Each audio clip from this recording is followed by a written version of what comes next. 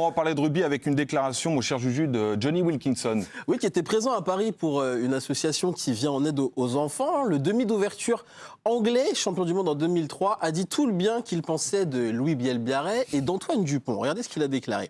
Il n'est pas le plus grand, en parlant de Louis Bielbarret, peut-être le plus rapide, mais il est surtout capable de révolutionner le sport avec ses petits coups de pied, sa vision, sa capacité à être où il faut être, quand il faut y être. C'est incroyable. Lui et Antoine Dupont sont en train de révolutionner ce sport. Ils vont ouvrir la porte pour les autres, pour les jeunes qui pourront à leur tour explorer. Donc quand c'est Johnny Wilkinson qui le dit, évidemment, ça a un certain impact. Mais est-ce que Dupont et Louis Bielbarret sont en train de révolutionner le sport et le rugby, ma chère Camille ? Bah, oui, alors déjà, effectivement, on boit les paroles de Sir Johnny, qu'on adore. C'est pas Dieu non plus. Mais non, c'est vrai, il a raison. Alors déjà, on va bien les dissocier, Louis Bielbarret et Antoine Dupont. Louis, il est quand même particulièrement atypique parce qu'en fait, il a quand même une explosivité qu'on a rarement vue en termes d'ailier. C'est un sprinter, en fait, qui joue au rugby. Il a une vision que là aussi, on a rarement vu, c'est-à-dire qu'en fait, on a l'impression qu'il est tout le temps à la retombée du ballon. Mais ça, c'est pas un hasard, en fait. C'est parce que vraiment, il a un œil qui est développé au-delà de la normale. Il sait comment le ballon va rebondir, tu me dis, là. Bah non, mais c'est-à-dire qu'en fait, il sait tout le temps trouver le petit espace et savoir où avoir un temps d'avance sur tout le monde, même les défenseurs.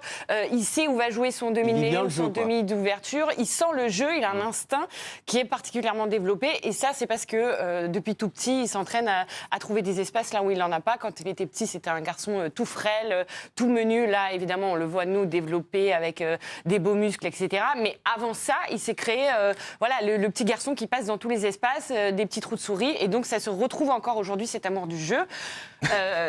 Pour Antoine Dupont, c'est encore différent, c'est-à-dire que je pense qu'avec son énorme blessure au ligament qu'il a éloigné des terrains pendant 9 mois, il s'est réinventé, parce qu'à un moment donné, il devenait aussi peut-être un peu prévisible pour les défenseurs, pour les avants qui étaient opposés à lui.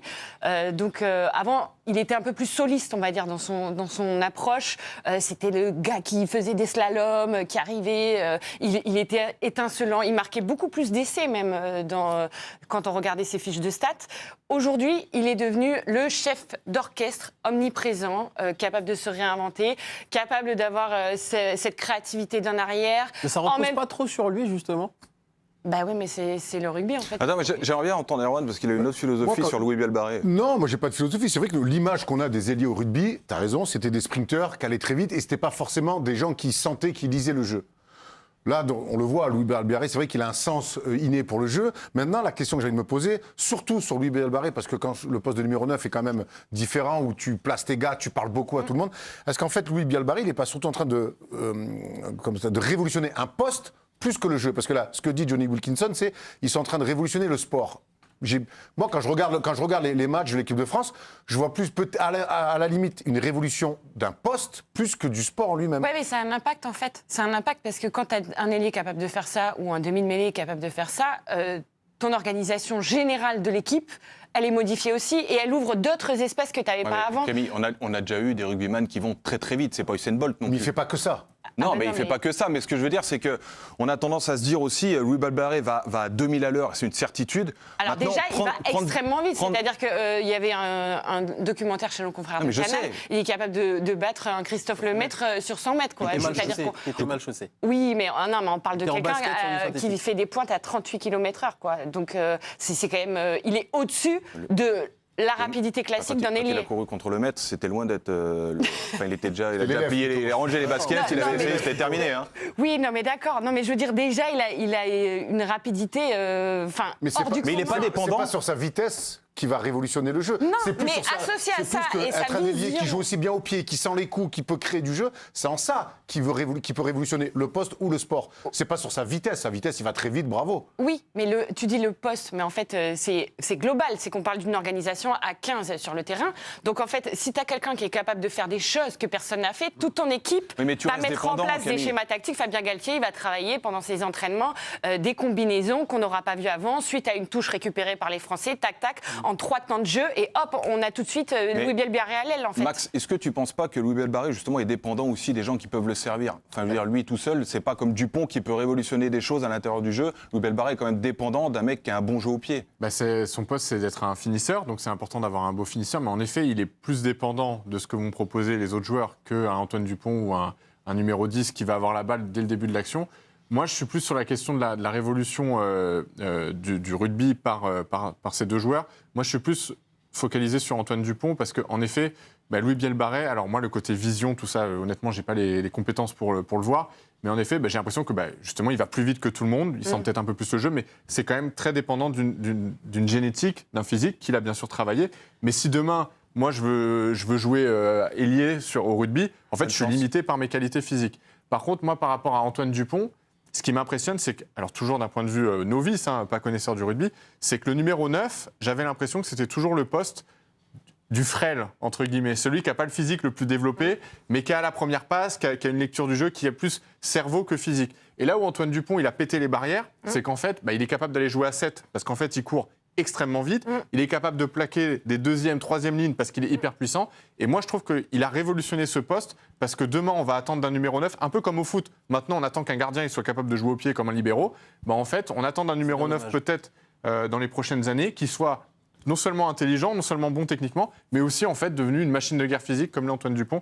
Je trouve que la révolution, elle est plus là pour moi. J'ai une question pour toi, Camille. Est-ce que tu penses que la progression et le fait que Louis Bielbarré, en fait, sa force à lui, c'est vraiment la vitesse. Est-ce que tu n'as pas l'impression qu'il va arriver à un point où, à un moment donné, quand il va tomber sur aussi rapide que lui, peut-être qu'on va vachement moins le voir, en fait? Non, parce que je pense que c'est un garçon qui est dans la création aussi. En fait, il a ce talent-là. Donc, je le disais avec Erwan, il a la vista que peu ont. Il sent les coups, il a un temps d'avance. Donc, après, c'est des garçons, effectivement, si on parle, peut-être qu'il aura un pépin physique. On n'espère pas quand même. Mais non, mais j'en sais rien. Il est tout jeune encore, c'est un bébé. Il a 21 ans, 22 ans. Peut-être qu'à 26 ans, il va connaître une grave blessure comme certains et que derrière, il n'aura pas la même rapidité que tu dis.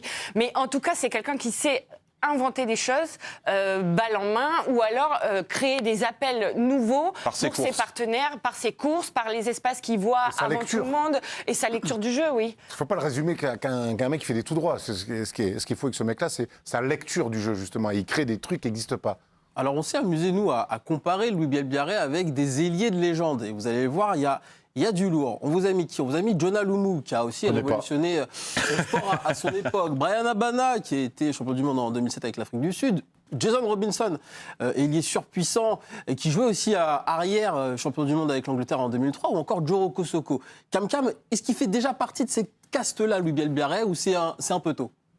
Il n'est pas dans la même caste que ces 4 légendes. Non, mais il est atypique, il a vraiment un profil atypique. Évidemment, on prend Jonah Lomu qui ressemblait plutôt à un physique de 3e ligne aujourd'hui, qui aimait aller taper les gars en même temps qu'il accélérait, etc. Joro Kosoko, c'est encore un autre profil, il venait du 7, donc c'était vraiment lui aussi se concentrer sur ses couloirs et trouver le petit trou de souris comme ça. Mais en fait, Louis Bielbarré est encore...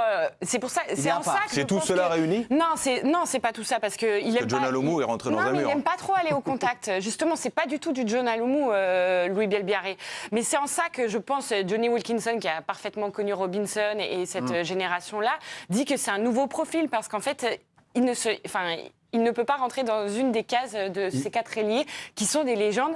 Aujourd'hui, le rugby a fait comme tous les autres sports, c'est-à-dire qu'on a encore basculé dans une autre dimension avec la prépa physique, les entraînements, la récup, etc. Et c'est un jeu qui s'accélère.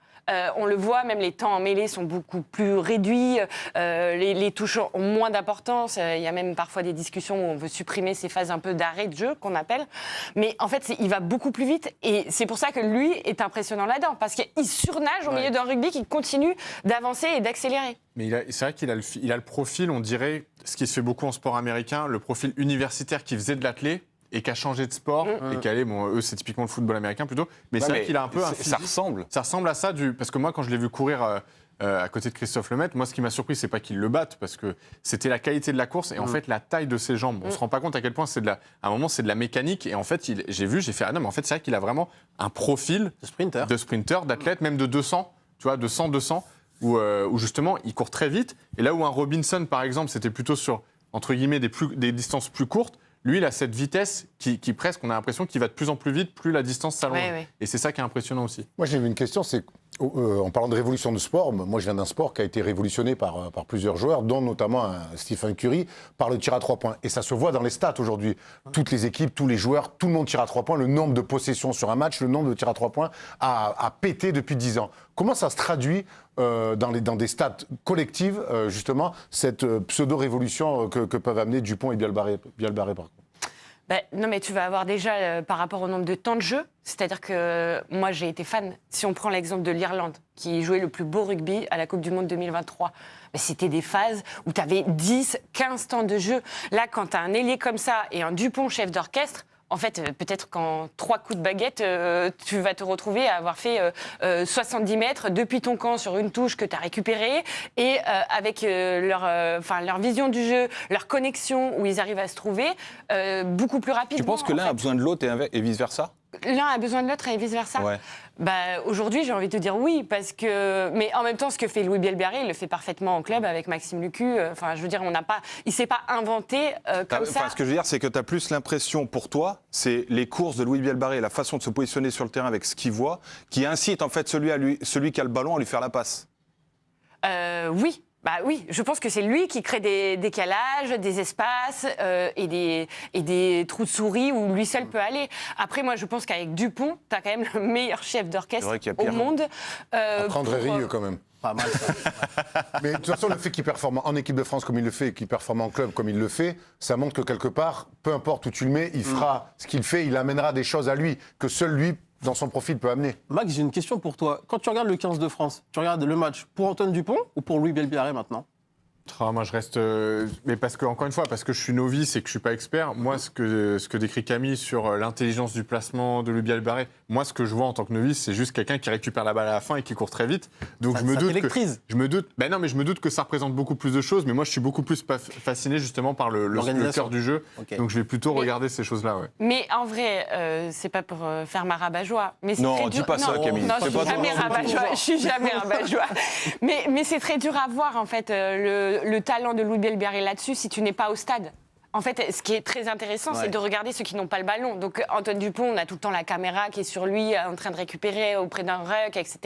Et de vite faire circuler le ballon. Mais par contre, quand tu vois ton petit casque rouge qui est en train de se placer et qui est là comme ça, ok, ou alors qui fait un faux appel aussi, il est capable de faire ça pour justement que la balle arrive plus au centre ou plus... Et en fait, c'est ça qui est intéressant à voir quand on va au Stade de France. Moi, j'adore regarder comment ça s'organise sans le ballon. Ok, tu as ton rassemblement avec Antoine Dupont qui va faire le chef d'orchestre, mais quand tu regardes sur tes ailes ce qui se passe, c'est hyper intéressant et c'est là où tu vois qu'il a du génie.